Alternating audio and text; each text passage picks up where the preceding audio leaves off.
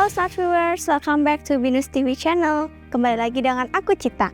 Hari ini aku akan menemani kalian yang mungkin lagi nugas atau lagi makan atau yang mungkin lagi gak ngapa-ngapain aja nih. Tentunya dengan berita atau topik yang cukup menarik perhatian dan juga menjadi concern untuk era sekarang. FYI, waktu liburan kemarin itu aku lagi sibuk dengan nonton drama Korea. Apalagi kalau bukan drama Korea, ya kan? Tapi aku emang agak ketinggalan. Salah satu drama yang cukup menarik perhatian aku adalah Daily Dose of Sunshine. Gimana nih, Smart Viewers udah pernah nonton apa belum nih? Nah, kalau aku sendiri, aku tuh suka banget sama Daily Dose of Sunshine. Karena jarang banget nih aku nemu drama-drama yang sebenarnya ada hubungannya dengan psikologi.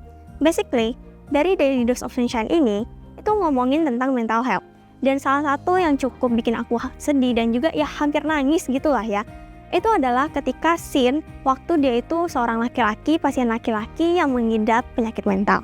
Tapi akhirnya dia harus mengakhiri hidupnya sendiri. Tapi itu bukanlah keinginannya dia sebenarnya. Dan gak lama setelah itu malah, aku menemukan sebuah berita ketika seorang dokter yang menjadi korban dari kasus bullying. Waktu dengar berita ini, aku sangat miris dan juga kenapa ini harus terjadi.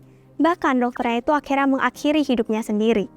Nah, tapi sebelum bahas lebih jauh lagi, tentu aja aku akan menjelaskan juga nih kepada teman-teman sebenarnya apa sih tindakan suicide itu. Nah, basically tindakan suicide adalah sebuah tindakan yang secara sengaja maupun tidak sengaja dilakukan oleh seseorang untuk mengakhiri hidupnya sendiri dan tentunya menyebabkan kematian. Dari hal-hal seperti ini sebenarnya aku mulai berpikir, kenapa orang itu mau melakukan tindakan bunuh diri? Bukannya orang berpikir bahwa tindakan itu bukanlah tindakan yang baik. Tapi kenapa masih ada orang yang melakukannya? Sambil melakukan research bersama dengan tim aku menemukan fakta bahwa pada tahun 2023 lalu, ternyata ada loh sekitar 970 lebih kasus yang terjadi, terutama di Indonesia. Itu belum termasuk pada tahun ini. Aku sangat berharap bahwa tahun ini angkanya bisa menurun. Karena dengan angka yang cukup besar, menurut aku itu malah menjadi concern bagaimana dan apa yang akan terjadi. Tapi dengan kasus-kasus seperti ini, baik lagi dong. Sebenarnya apa sih penyebabnya? Ya mungkin Smart Viewers akan berpikir, misalnya hal-hal sepele. Yang pertama, misalnya, karena adanya trauma yang ada di masa lalunya. Yang kedua, ketika mereka kehilangan orang yang mereka sayang. Yang ketiga, adanya kegagalan yang terjadi dalam hidup mereka yang membuat mereka melakukan hal tersebut. Dan yang keempat ini menurut aku yang cukup penting nih, yaitu lingkungan. Lingkungan yang tidak mensupport itu juga bisa memberikan dampak yang cukup besar. Mungkin ketika kita hidup di lingkungan A, kita bisa berperilaku seperti itu. Tapi ketika kita memiliki lingkungan seperti B, ya itulah yang akan kita lakukan juga. Karena dengan adanya lingkungan yang kurang support, terutama nih di kota-kota besar, sifat yang individualisme itu udah cukup banyak dan dinormalisasikan. Apakah itu bisa berdampak baik atau justru sebaliknya? Menurut Smart Viewers, apakah dengan adanya individualisme ini malah membantu atau tidak? Karena aku merasa bahwa ketika orang itu melakukan hal seperti itu, ya malah merepotkan karena tidak peduli dengan apa yang ada di lingkungannya. Dan sebagai anak psikologi, tentunya aku juga mau nih ngebahas sebenarnya apa sih teori-teori yang berhubungan, terutama dengan teman-teman aku. Karena ya ketika kita bahas harus bergantung lah gitu ya, misalnya, sepertinya kalau teori yang ini lebih cocok deh.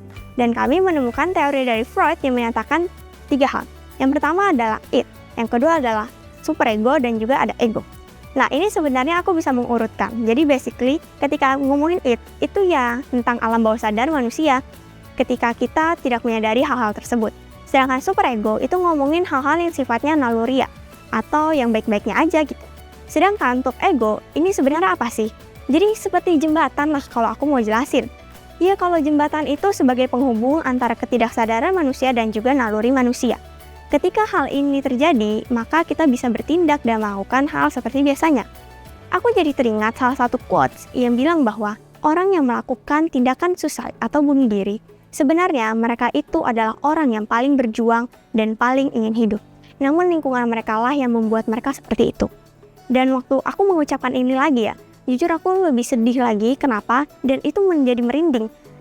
Kenapa hal ini harus terjadi? Ketika kita misalnya terlalu banyak menumpuk masalah, itulah bisa menyebabkan nggak bisa lah kita kontrol. Atau lingkungannya lah toksik biasa lah.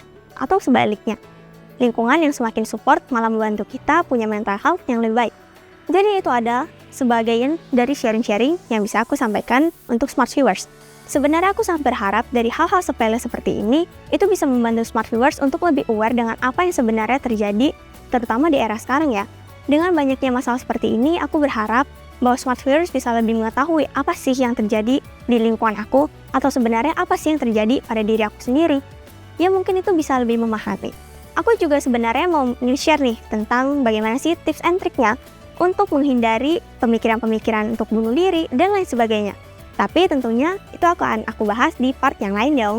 Dan untuk part ini aku juga berharap untuk teman-teman yang selalu untuk berjuang, selalu untuk memilih jalan yang terbaik menurut smart viewers. Karena kalianlah yang paling tahu bagaimana kalian harus hidup dan apa yang kalian inginkan. Untuk yang penasaran dan tentunya di part yang berikutnya ya, di tips itu aku akan menjelaskan kata bertahan yang terinspirasi dari teman-teman semuanya. Dan untuk itu stay tune ya untuk video yang lainnya. See you guys in the next video. Dadah!